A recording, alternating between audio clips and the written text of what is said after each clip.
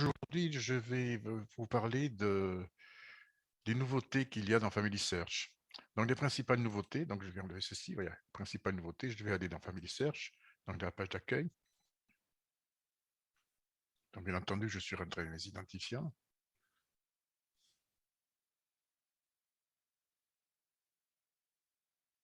Voilà, donc les principales nouveautés, je vais vous parler surtout ici des icônes qu'il y a en haut à droite. Donc, vous voyez ici, il y a une nouvelle icône, c'est l'icône de langage. C'est ce qui vous permet de choisir la langue dans laquelle vous souhaitez voir votre Family Search. Donc, il faut savoir que par défaut, la langue qui vous sera proposée, c'est celle que vous avez marquée dans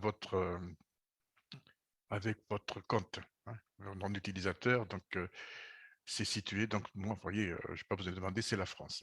Non, mais par contre, si je le voulais dans une autre langue, par exemple, vous avez une personne qui espagnole ou quelque chose, donc il suffira ici de changer la langue telle que vous le souhaitez, puis l'écran apparaîtra dans la langue que vous avez choisie.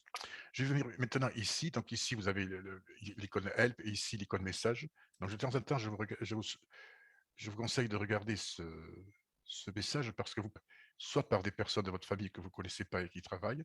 Vous voyez ici, on me demande de rentrer avec mes identifiants. Je vais rentrer. Voilà, j'ouvre la session. Voilà, donc vous pouvez avoir des messages, hein, et là. Donc ici, ce sont des messages que j'envoie pour des personnes qui n'ont pas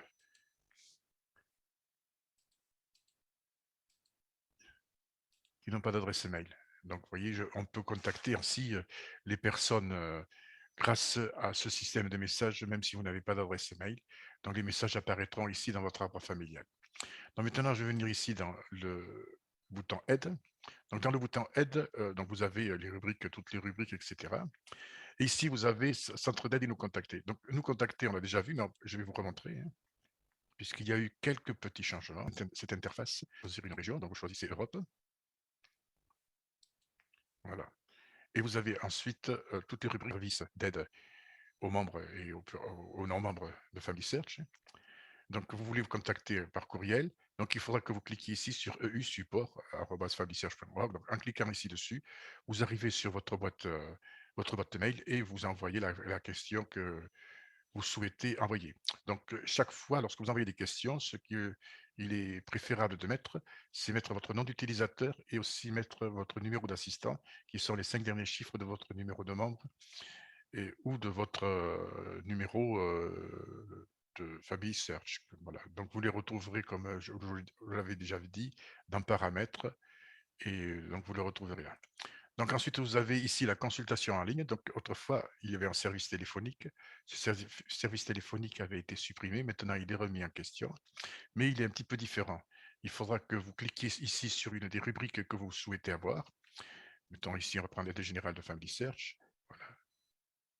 Et il faudra que vous choisissiez ici un jour et une heure à laquelle vous souhaitez que la personne qui sera chargée de répondre à votre demande puisse vous contacter. Donc, en fin de compte, c'est une prise de rendez-vous. Voilà, donc vous ne les aurez pas directement en ligne.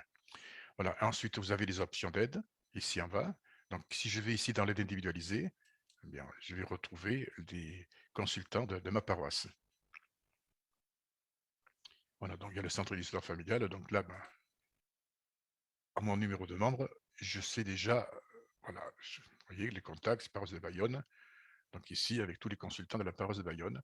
Donc vous pouvez voir que pour les consultants, vous avez la possibilité d'envoyer un mail, d'envoyer ici, euh, de téléphoner, pardon, d'envoyer un mail ou d'utiliser la fonction message dont on a parlé précédemment, hein. Vous voyez ici, c'est pareil.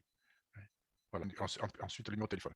Donc, ainsi, lorsque le consultant aura votre question, il pourra les demandes au consultant. Vous faites le même principe que pour envoyer un mail.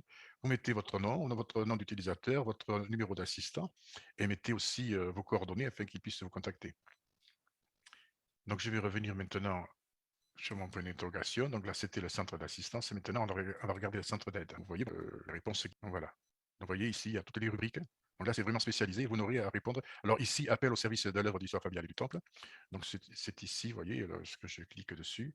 Vous pourrez, il y a des appels de l'histoire familiale et du temple. Donc c'est pour les consultants, hein. Voilà. Donc vous avez démarré avec un plan d'histoire familiale, et cetera. Donc vous avez des réponses aux questions que vous pouvez vous poser et tout particulièrement lorsque vous avez à mettre en œuvre les plans d'histoire familiale, et le travail avec, si vous êtes appelé dans, les conseils de paroisse.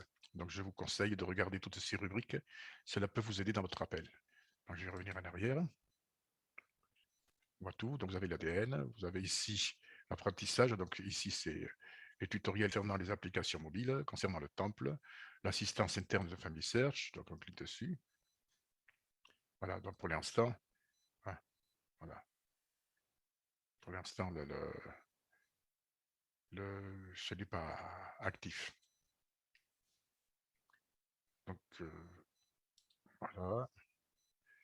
Et ici, vous avez notre rubrique fonctionnant par région qui pour l'instant n'est pas active, mais qui le sera plus tard, hein. Donc voilà, donc ici, voilà, le principal, c'est que vous puissiez, si vous ne savez pas exactement, au lieu de marquer ici, hein, vous venez ici directement et vous choisissez la rubrique pour lesquelles vous cherchez des réponses. Voilà, l'utilisation du centre d'aide. Donc voilà, donc ici c'est bon l'apprentissage, les tutoriels, hein, et puis ici, c'est pour consulter la communauté. Et vous avez aussi ici des conseils, voilà. Voilà un petit peu la nouvelle présentation du centre d'aide. J'espère que cela pourra vous aider dans votre recherche d'histoire familiale et dans votre aide que vous pourrez apporter à ceux qui en ont besoin. Merci de votre attention et je vous souhaite une bonne journée.